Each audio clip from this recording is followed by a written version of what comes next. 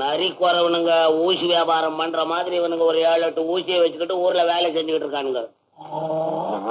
போட போட குரங்கு முஞ்சி போல.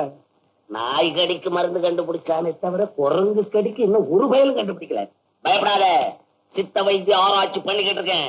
அதுல லேக்கியம் கொடுத்து சரிப்படுத்துறாங்க. போய் நெல்லு போ. தெரியுமாடா உன் ஆராய்ச்சி? பாவம், அந்த சிந்தாமணி வைக்கும் புள்ள ஒரு ஏமாளி. அவனுக்கு லேகியம் அரைக்கிறேன்னு சொல்லிட்டு அந்த தலையில் நீ மிளகா இருக்கிற நீ பாத்த போய.